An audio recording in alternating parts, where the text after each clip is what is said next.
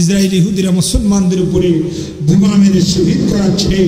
আল্লাহ ওই হামান, কারুন, ফিরাউন, নমরুদ, আবু জেহেল, আবু লাহাব, উতবা, শাইবা, ওয়ালিদ বিন মুগিরাকে যেভাবে ধ্বংস করে দিয়েছ, আল্লাহ তুমি ইসরায়েলের ইহুদিদেরকে সেইভাবে ধ্বংস করে দাও। জনগণ ঠিক কিনা?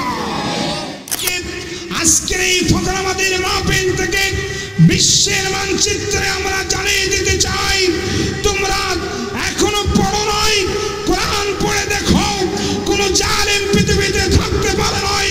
তোমরা যে জুলুম শুরু করেছ, তোমাদের অবস্থা হামান, কারুন, ফিরাউন, নমরুদের মতো হবে। সারা বিশ্বের 200 কোটি মুসলমান যদি মাঠে নামে, তোমাদের পালানোর কোনো সুযোগ পাওয়া যাবে না। ফিলিস্তিনের মুসলমানদের বিজয় দিতে পারে কে? বিশ্বাস হয় কিনা? ঘোড়া মশা দিয়েও বিজয় নমরুদকে শেষ করে আল্লাহ তাআলা সাইজ করেছেন। এটা কি সত্য না মিথ্যা? কোরআন শরীফের মধ্যে সব ঘটনা আছে।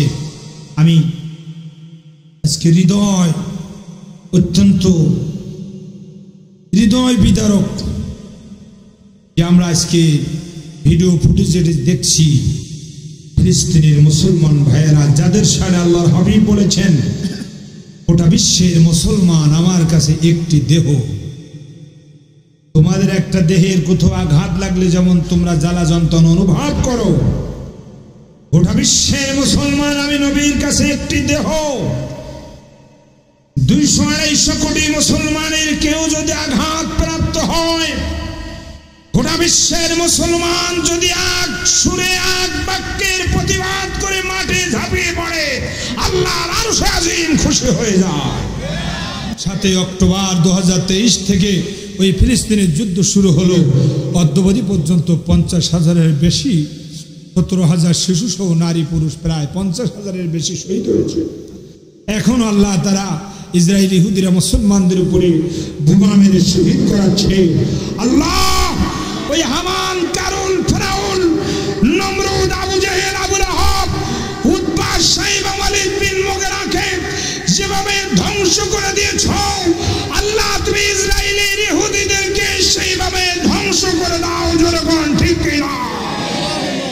ইসরায়েলি বাহিনীকে আজকের এই ফকরাবাদের মাহফিল থেকে বিশ্বের মানচিত্রে আমরা জানিয়ে দিতে চাই, তোমরা এখনো পড়ো নাই, কোরআন পড়ে দেখো, কোন জালেম পৃথিবীতে থাকতে পারে নাই।